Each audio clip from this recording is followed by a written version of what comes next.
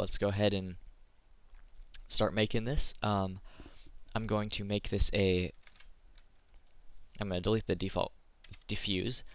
And a lot of oceans that I've seen, ocean tutorials, use glass, and I don't like that because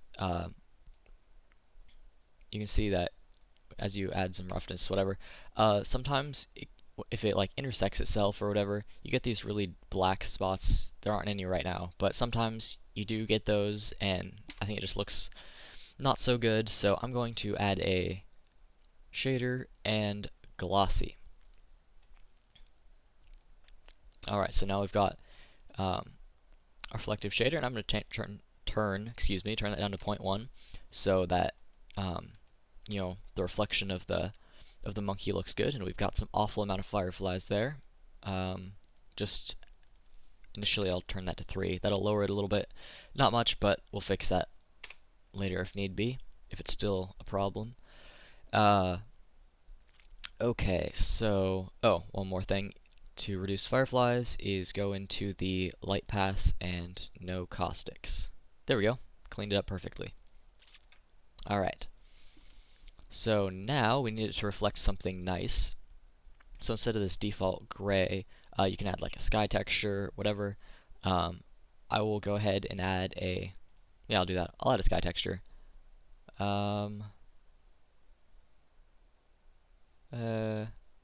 I don't know, whatever you think is good. You could go ahead and add an HDRI sky texture. That would probably be best.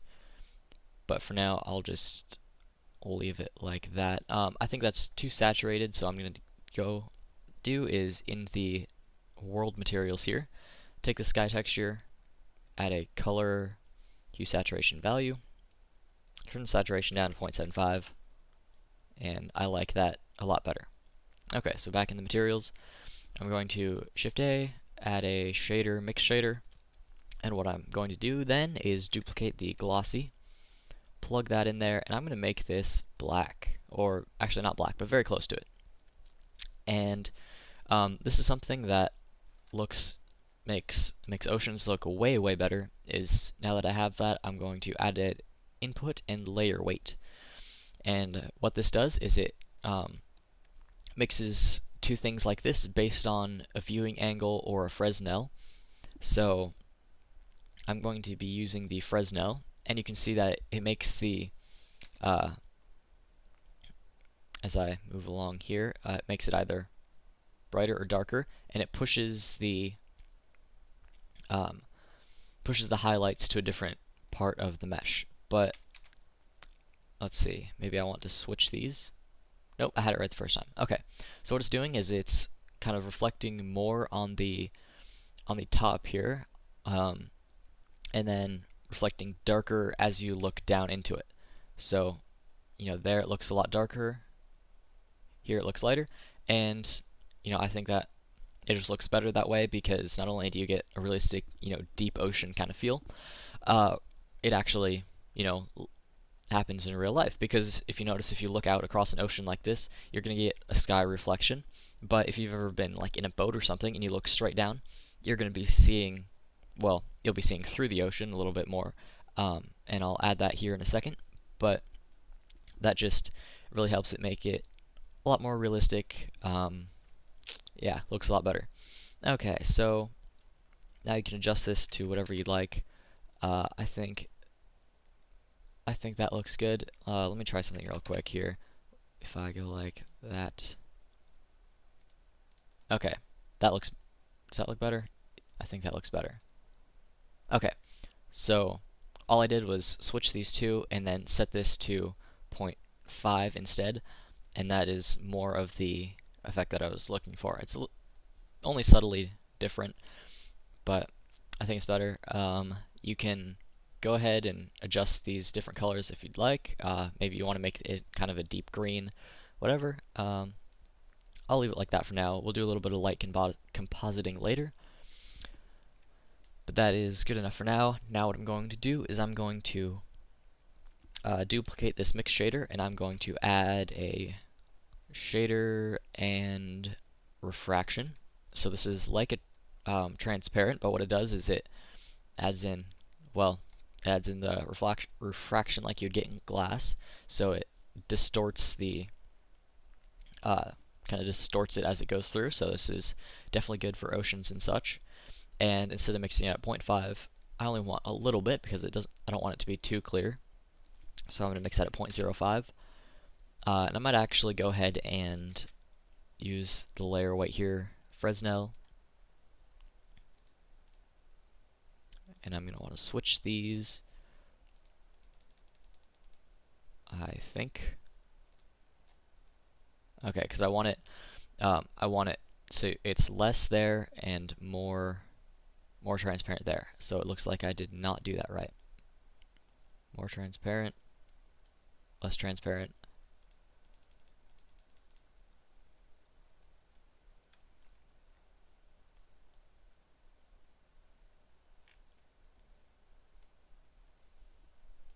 Okay, I'd have to play with that for a sec. I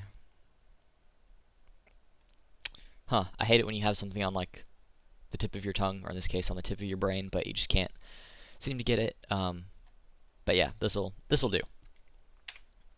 Okay, so now it looks decent. I might want to turn up the sky a little bit. 1.25,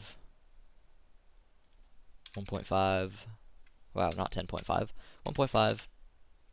Okay, so that's good enough. I won't take too much time on this, as we are now going to add the foam. So the way to do this first is I want to add the foam from the ocean modifier. First I'm going to go ahead and save my file. So I'll just save it to my desktop here. And ocean with foam tutorial. Okay, I think I spelled that wrong, but whatever.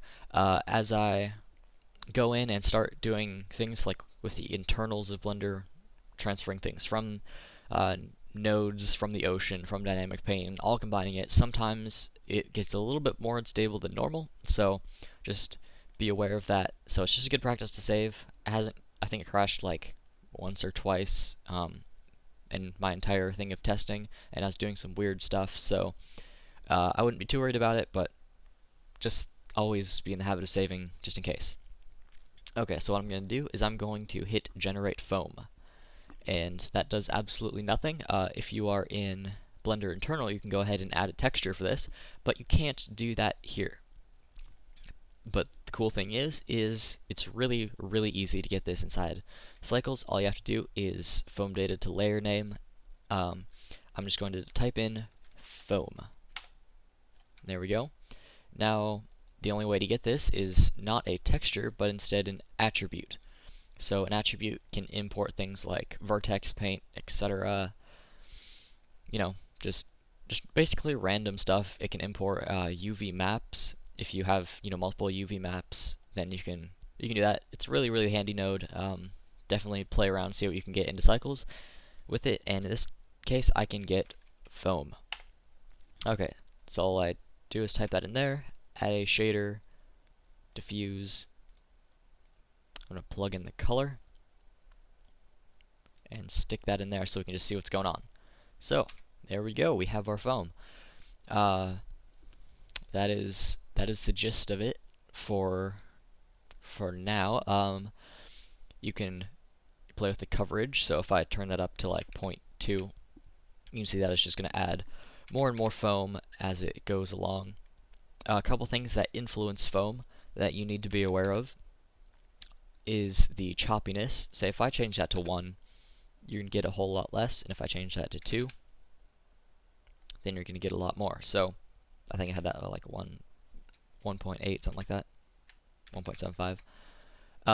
So just be aware that those two definitely influence it, and the resolution does as well. So if I change that to like 8, you see I'm going to get this pixelated, nasty looking foam, and it's all blurry. And if I change this to say 20, I'll get a bunch of sharp looking foam, which looks okay, still doesn't look all that great, and it's still dependent on the resolution of the mesh. So it still looks pixelated up close, and overall it's not that great. So even though I could go ahead and add it right now, which, I mean, I'll do, but we're going to have to make a few changes in order to make it look good. So I'll leave this at 15 just so we can go a bit faster, but I would recommend putting this at like 25 or something as a final render. I found anything over 30 crashes. I tried 35 once, it didn't work out very well, so just keep that in mind. Alright, so now I'm going to add another mix shader there, and I'll delete the diffuse. What I want is actually I'm going to use an ambient occlusion. Now I'm using an ambient occlusion because I want it to be white, white foam, and I want to be able to see some of the bump detail. If you're using like a night scene, oceans like, you know, in the dark or whatever, then you might want to go ahead and experiment with different nodes because you don't want it glowing, obviously, but in the daytime you want it pure white, and so that looks fine, but I also want some of the bump detail that I'll add in. So now I'm going to go in, I found that that's not quite bright enough. I want it white, that looks kind of beige, so I'm going to input RGB, make that completely white, plug that in, and then add a color hue saturation value, change that to like 1.5. So now we have our white there, and now I can go ahead and mix these two based on the factor there, and that is definitely backwards, so switch those around.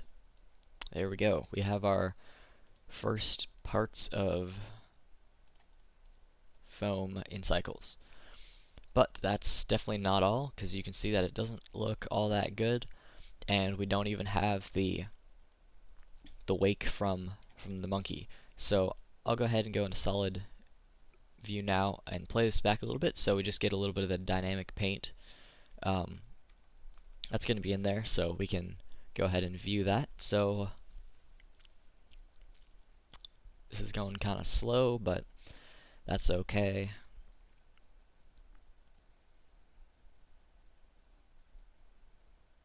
And that'll be good enough. Okay. Go back and render view. So now, just like we got the foam into cycles, we're going to do the same thing with dynamic paint. So you can see that down here in the dynamic paint output, we have a wet map and a paint map, and I can use those as attributes, so I can duplicate that. Control C, copy that name, Control V, and now I have dynamic paint underscore paint map. And if do I have a switch here? Nope, that's too bad. Okay, so if I go ahead and add in the factor or the color, doesn't really matter which, you can see that it looks really bad. First of all, this is because the color is set to blue, so it's not even all the way white. And since this is, you know, black and white, if I input that, it would be even different. But even though I turn on anti-aliasing, it's completely black and white. There's no fade in between, and it looks really bad. And I haven't quite figured out exactly why, but a good solution, as I mentioned earlier, is to use the wet map. So there we go. Beautiful. Looks good. So now, since I want both the wet map and the foam, I can go ahead and color mix, plug in those factors, and I'm going to add them. Okay, it looks like the foam, I need that to be a little bit brighter, so I'll change that to 2. That's good. Alright, so now I have that like I want, but now, let's see, what do I want to do now? Now I want to make the foam look better. So I'm going to add a texture to kind of detail it a bit. Let's see. Okay, actually, let me just organize that real quick. So these are our ocean materials. This is the material for the foam, and this is going to be the factor. So I'm going to add a color and mix. Stick that on there. Oh, there we go. And I'm going to add a texture, noise texture. Plug that in there. And you can see it's really, really big. So I'm going to turn down the scale to like 10. Kind of weird that higher scales make smaller noise, but whatever. And you can see it's kind of forming around the ocean, and when this is animated it looks awful, so I'm going to put in input and texture coordinate and plug in object. Okay, so that looks better, and you can see it's a whole lot smaller, and that's too small, so I'm going to change this to like maybe actually even smaller.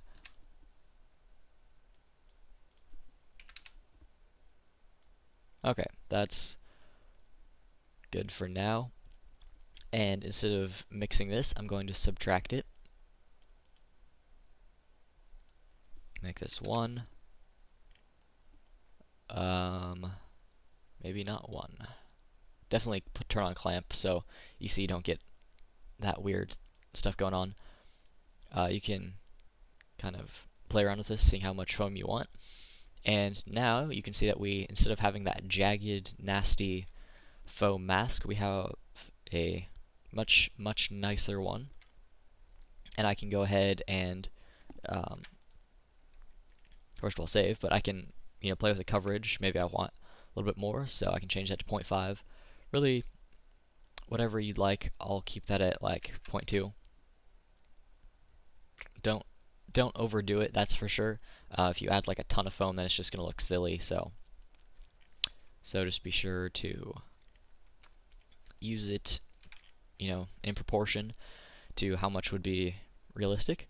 And so now we have our basic foam. I'm going to go ahead and duplicate that, and I'm going to subtract it again, but this time I'm going to make it a lot smaller. So instead of 3, I'm going to change this to 10.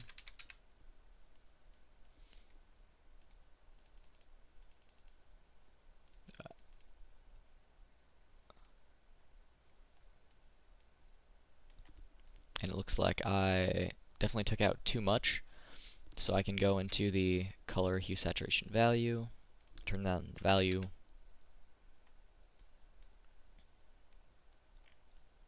and then I can up the value of this.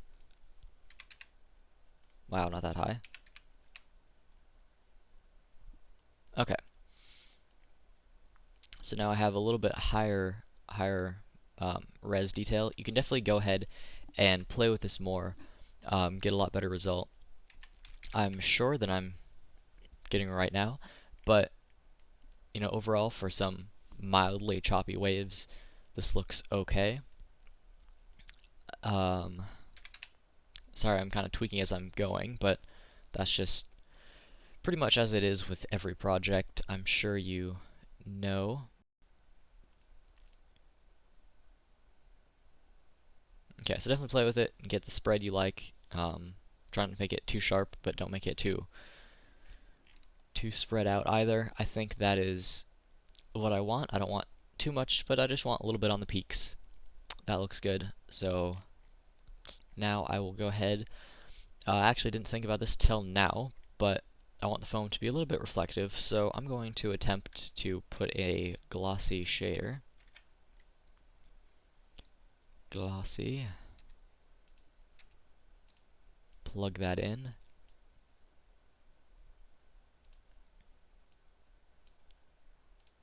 Change that to 0.1 and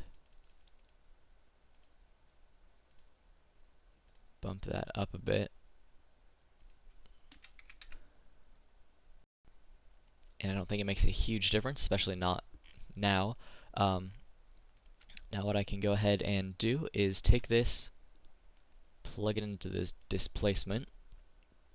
So now we have, instead of just a regular foam mask, we now have a little bit of bump on there. And I don't know if you can tell, but I think it is going the wrong way. Or maybe it's not. Nope, this time I got it right. Okay, so now we have our foam bump there, and you can see the glossy definitely adds to it a bit. You can, you know, change that however much you want, maybe a little bit less. I don't know. Go ahead and definitely play with it. See whatever looks good for you. And then I think I'll turn this up even higher, just so you can get some white foam. You don't want it, gray or anything. That would look kind of silly. And I think that looks good. I think that is good enough. We can go ahead and render it now. So you can see that since we added this foam here, it's now taking into account the wake of the monkey as it goes across. You might want to add the spread a little bit, and it looks like it's definitely affecting the monkey. It's kind of glowing on it. So let me try a diffuse, but so far what I've found is that diffuse doesn't really work all that great. Maybe if I try that. Yeah, see, I'm getting the same thing, but it's even bluer. So that's one thing I'm not exactly sure on, is what material to use for the foam. But overall, I think that looks good. Alright, so now we have our basic foam. You might want to increase the wake, whatever, of the monkey. Definitely play around with it. I will pause or stop here, as I think we've covered almost everything. One last thing, I'm going to go into compositing. So to render this, I'm just going to set the sampling to say 250, 720p, and I'll pause the mic, and I'll see you in a second, because I'll just show you how compositing makes a huge difference. And yeah, I'll see you in a sec. Okay, one thing, of course, I had to forget something. I forgot to hide this in the render, so it kept showing up. So all you gotta do is uncheck this little camera icon there, and it won't be showing up. And the second thing is I'm going to up the resolution of this. So just letting you know, I'm going to change this to 25. So instead of getting kind of the super silky smooth ocean that we were getting before, it'll look a little bit more rough, which will change the appearance of the waves, but I think it looks good to me. You can see that since I kind of stopped playing the foam one away since the resolution of the ocean, it canceled the dynamic paint, so I'm going to have to go ahead and play this back in order to get that paint back. But since that'll take a couple minutes, I'll pause this and I'll see you when it's rendered. Alright, so here I have my rendered result. Of course, when I'm making a video tutorial, I think I know exactly what I'm doing. I, play with it many times to make sure I can get a good result the first time, but that definitely didn't happen this time. I did go in and tweak the materials just a tad, and I'll show you exactly what I did. Instead of using a mix shader for the foam with the ambient occlusion, I used a add shader and then changed that to 3 instead of 5, because that was making it kind of like glow onto the monkey, and that was kind of silly. And then since this was way too bright and not spread out enough, I made it more spread out by reducing the gamma. So if I turn that to CPU, you'll see what's going on is, as I play with the gamma, if I turn this up to like 2, it's going to make it these really thin kind of cracks, and if I change that down to like 0.1, something ridiculous, it's going to give me some crazy results right there. And then to bring it back into a normal like 0:1 ratio, so it's not all crazy, I mixed black with gray and had clamp on, so that looks a little bit better. It's not like making this glow or anything. I mean, the sun obviously is making it glow a bit there, but that looks a lot better. And so I apologize for screwing up like a billion times, but I think you still kind of, pretty sure you could follow along. Alright, so now I'm going to go into compositing, where I just have my compositing things here. I can say use nodes and backdrop, and then press Control Shift to automatically add a viewer node. And then I like to work in full screen, so I press Shift Space, and that just automatically makes that full screen. So now we have a decent render here. It's not quite what I'd like it to be though, so I can go ahead and add color Rgb Curves. I don't typically worry about the color a whole lot while I'm rendering, but afterwards I definitely try and go ahead and add in some extra detail there. Maybe I'll play with the blues a little bit. Add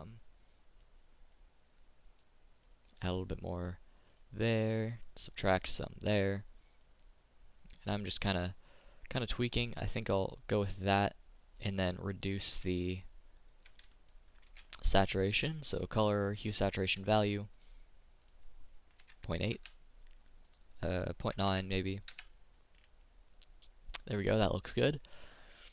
And you know, you can do a number of things. Just kind of go for some more contrast. Make it interesting, and you know, do whatever you like. But you can see that I added 2 nodes, really simple, but even that made a huge difference.